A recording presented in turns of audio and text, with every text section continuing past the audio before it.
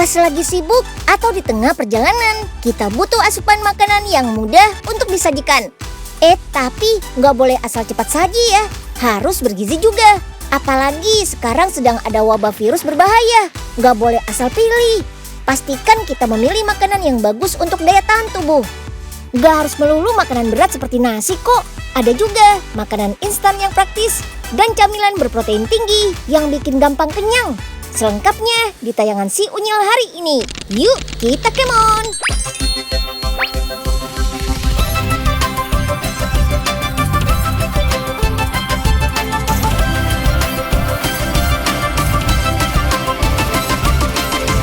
Si Unyil, yuk kita kemon! Tinggal seduh air panas dan tunggu beberapa menit. Seporsi mie instan siap disajikan. Makanan instan yang satu ini memang paling pas buat bikin gampang kenyang. Apalagi mie yang terbuat dari tepung mengandung karbohidrat tinggi yang bisa mengenyangkan dan menjadi sumber energi dalam tubuh. Gak heran deh kalau mie instan dalam kemasan cup sering dijadikan sebagai makanan darurat saat terjadi bencana ataupun dalam perjalanan. Selain praktis dibawa karena ringan, menyajikannya juga nggak ribet kan? Nggak perlu nyala-nyalain kompor segala. Gimana ya cara bikin mie instan cup kayak gini? Yuk kita kemon!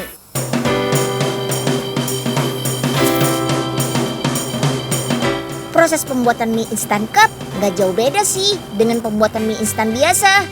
Bedanya ada penambahan formula saat pembuatan adonannya. Ini dia tahap pertamanya. Yap, bahan utama mie adalah tepung terigu yang dicampur dengan larutan premix. Kemudian aduk sampai adonan tercampur rata dan kalis.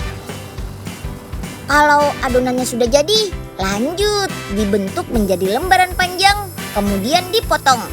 Mie untuk kemasan cup ukurannya lebih kecil dan tipis dengan mie instan biasa. Ukuran tipis inilah yang membuat mie kemasan cup cukup diseduh air panas untuk disajikan. Lanjut ke proses pematangan mie dengan cara steaming atau pengukusan.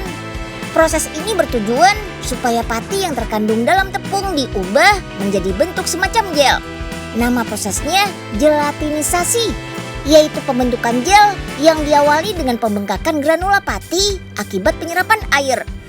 Pada proses steaming ini, adonan akan matang. Setelah proses steaming, adonan mie menjadi lebih keras dan kuat. Nah, sekarang mie siap untuk dibentuk dengan cetakan cup sesuai takaran untuk satu porsi.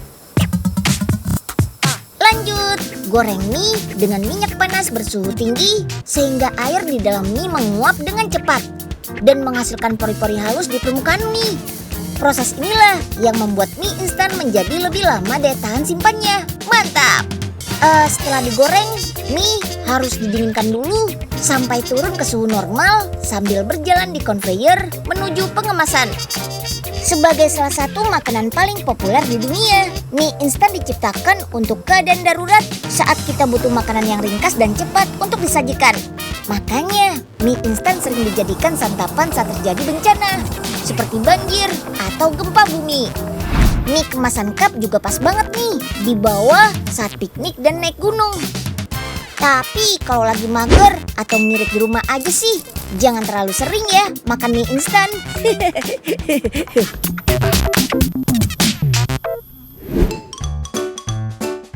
Nah kan, datang lagi deh tuh si tukang utang. Tenang kok, kali ini Oga nggak ngutang lagi kok. Wah, Oga kayaknya lagi banyak duit nih. Habis ketiban durian runtuh di mana nih Pak? Bisa aja deh Unyil. Oga lagi ngirit, hemat aja kok. Nih, udah bawa mie sendiri dari rumah. Oga pesen air panas ya, Pok. Nah, jadi kesini cuma numpang nyeduh mie doang. Kalau pelanggan lain kayak si Oga semua sih bisa cepet bangkrut jualan aja. Dasar.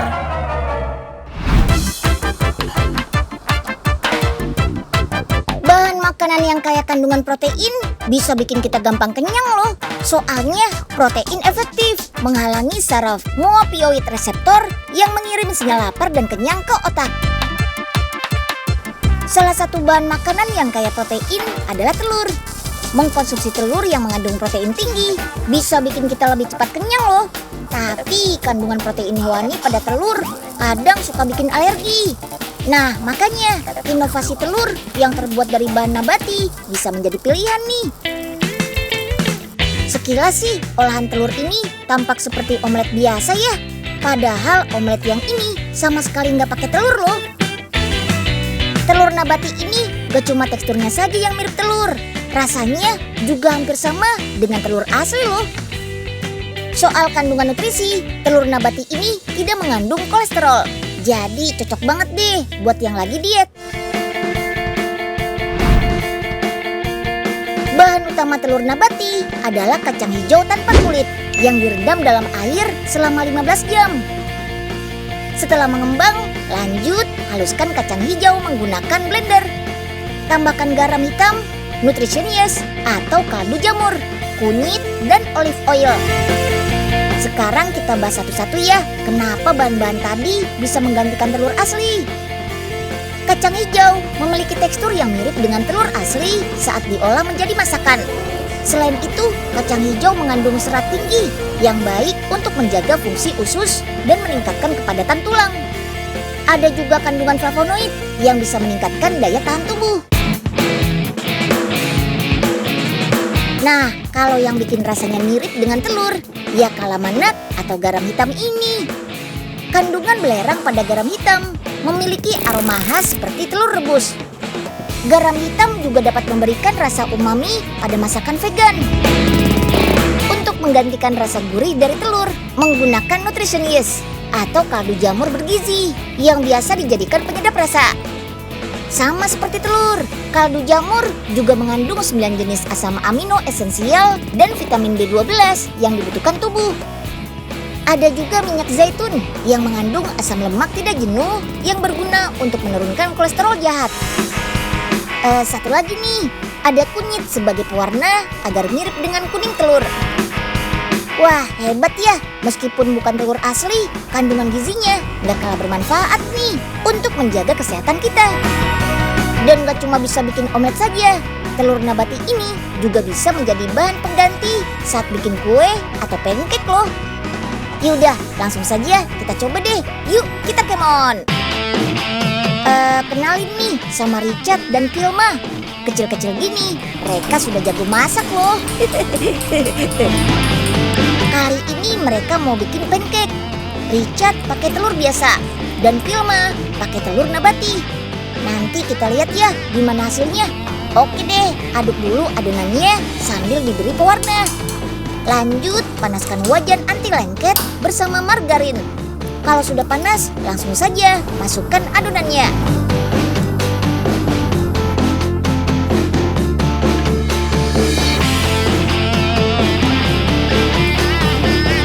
Sip, nggak pakai lama.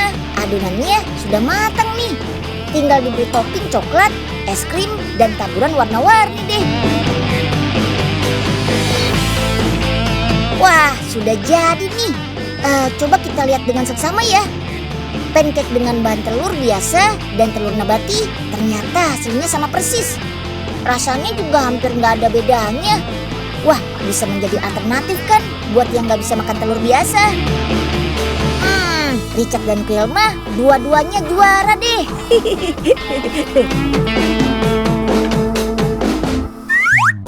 Kemana sih ini si Oga? Kok cuma becanya doang diparkir di mari? Mana berat lagi nih bawa Naye. Permisi, numpang lewat. Ya ilah, gepeng dan belanjaan Aye.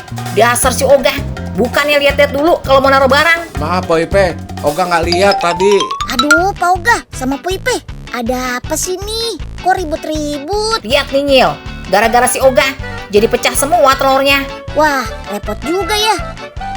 Kalau mau, punya nih pengganti telur dari bahan nabati, Po.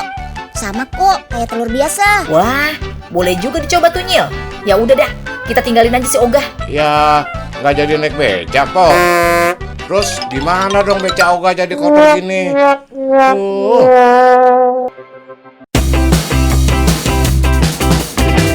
Kalau ngomongin asupan makanan yang bikin gampang kenyang, tapi tetap bergizi, ya makanan yang mengandung probiotik ini nih jawabannya.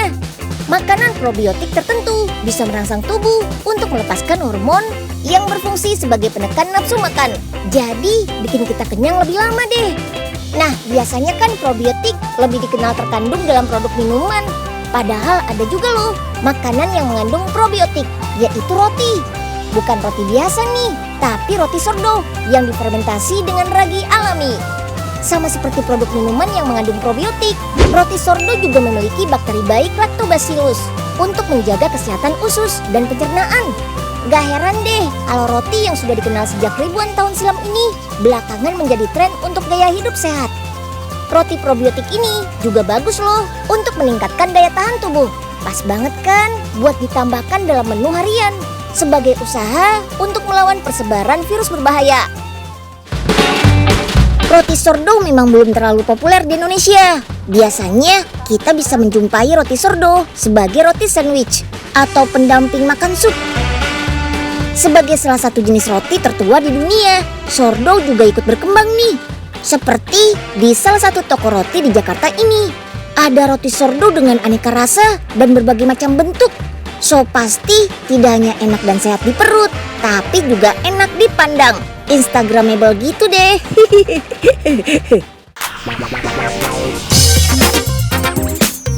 Ini dia bintang utama dalam pembuatan roti sourdough. Yap, ragi alami. Terbuat dari campuran dried raisin, air yang sudah difilter secara khusus, dan beberapa bahan rahasia yang dijamin keamanannya untuk tubuh. Proses fermentasi ragi alami memakan waktu cukup lama, yaitu 10 jam. Ragi alami dengan kandungan bakteri baiklah yang menjadikan roti sourdough sebagai makanan dengan probiotik.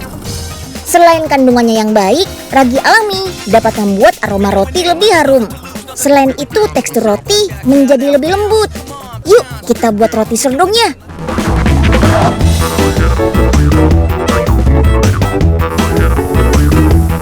Campur tepung terigu yang sudah diberi garam dan gula dengan air dingin, ragi alami, es batu, dan butter.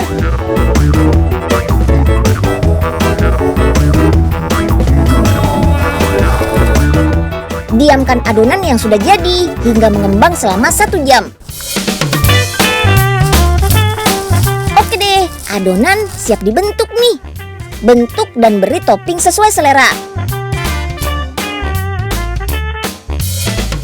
Sudah ada gendis dan gending nih yang ikutan bikin roti sourdough. Teman-teman di rumah juga bisa loh ikutan belajar bikin roti sourdough di sini. Bakal didampingi dengan chef ahlinya kok. Jadi dijamin seru deh.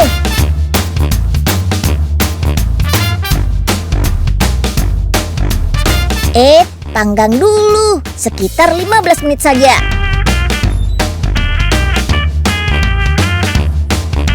Dan tara, ini dia roti sourdough made by laptop si Unyil.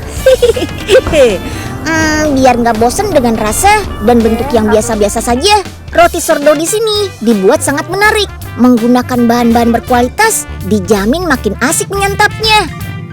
Aduh, Unyil jadi bingung deh, mau coba yang mana dulu ya?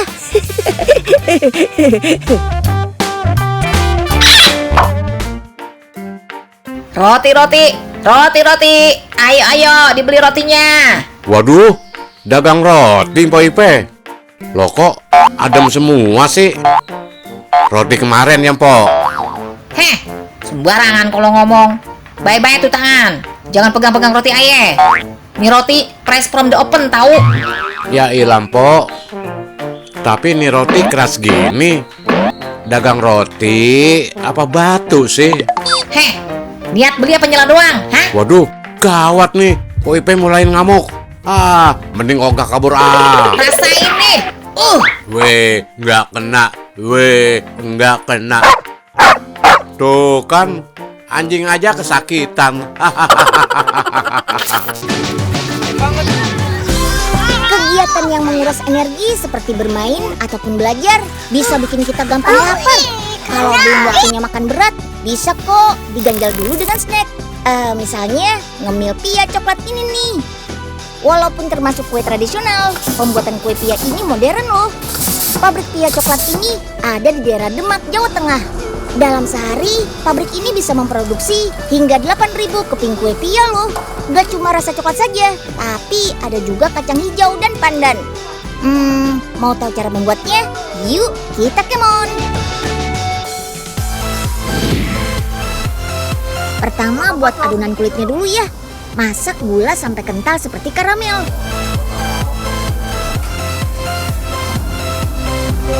Tambahkan minyak sayur dan tepung terigu. Lalu aduk sampai kalis. Sip, adonan kulit sudah jadi deh.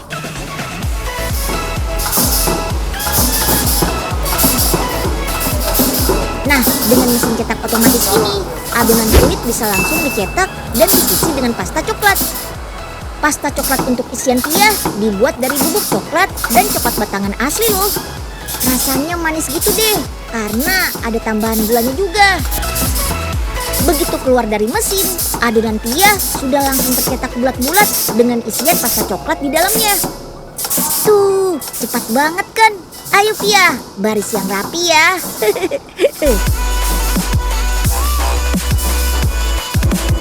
Sip deh, sekarang waktunya dipanggang. Dalam oven besar ini, adonan pia dipanggang dengan suhu di atas 100 derajat Celcius selama kurang lebih 30 menit. Dengan pemanasan suhu tinggi, kulit pia akan matang sempurna. Tapi teksturnya tidak keras dan legit saat digigit. Mantap kan? Setelah matang, jangan langsung dimakan ya. Masih panas nih. Mesti didiamkan dulu sampai suhunya normal setara suhu ruangan, yaitu di kisaran 25 derajat Celcius. Kue pia memang tidak boleh dikemas dalam keadaan panas, karena uap air yang terperangkap dalam kemasannya bisa menimbulkan jamur. Jadi nggak bisa dimakan deh.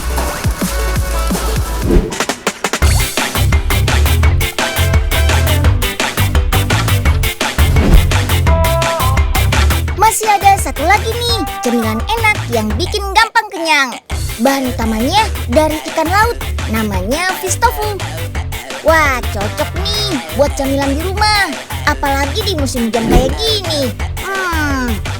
Fish tofu ini bahan dasarnya dari ikan kurisi yang mengandung protein tinggi dan rendah lemak. Jadi, nggak cuma bikin gampang kenyang aja, tapi juga menyehatkan.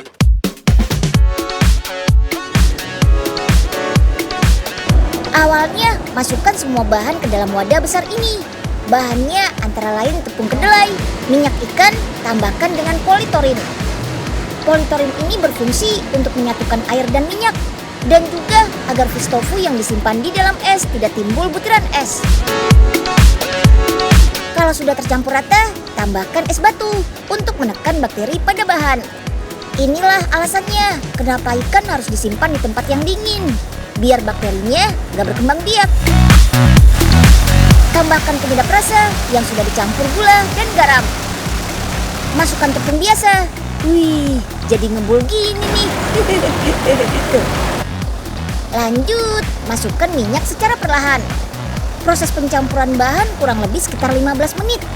Wadah ini bisa menampung bahan sekitar 250 kg loh. Wah, banyak juga ya. Nah, sudah jadi nih. Langsung deh pindahkan adonan fish tofu secara otomatis ke wadahnya. Ini nih tempat aliran adonan yang tadi. Sekarang kita cetak dan potong secara otomatis tis-tis. Potong adonan ke dalam ukuran 3 cm. Wadah air ini fungsinya agar bahan tidak lengket. Lihat tuh, namanya juga fish tofu, jadi mirip kayak tahu. Bahan setengah jadi ini secara otomatis terdorong ke conveyor. Saatnya merebus fish tofunya. Wah, lihat, selama direbus, fish tofu terus berjalan tuh hingga sampai ke proses pendinginan. Biar nyes, panasnya hilang. Oke, lanjut. Setelah pendinginan, fish tofu diletakkan di wadah lain seperti ini. Nah, sekarang tinggal kita goreng nih. Di sini proses penggorengan fish tofunya. Masukkan bahan setengah jadi ke dalam jalur minyak. Panas minyak ini mencapai 170 derajat Celcius. Secara otomatis bahannya akan terdorong hingga menjadi siap santap. Setelah melewati beberapa proses, nah ini nih proses terakhir. Sortir alias pilih hasil gorengan fish tofunya, sekaligus dibekukan. Fish tofu ini masuk ke area conveyor pembekuan. Dingin lemari pendingin ini mencapai minus 26 derajat Celcius loh. Brrrr, dingin banget. Wah, unyil bisa beku nih. Dalam satu hari, produksi fish tofu bisa mencapai 15 sampai 18 ton loh. Fish tofu ini kelihatannya enak banget ya. Kaya protein dan omega 3 pastinya. Baik untuk kesehatan kita.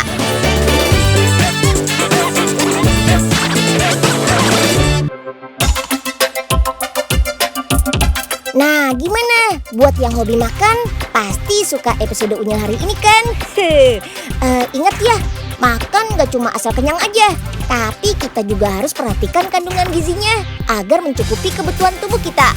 Sekaligus menjadi penguat sistem kekebalan tubuh, biar gak terjangkit penyakit akibat bakteri dan virus berbahaya. Saksikan si Unyil besok di jam yang sama ya. Dadah!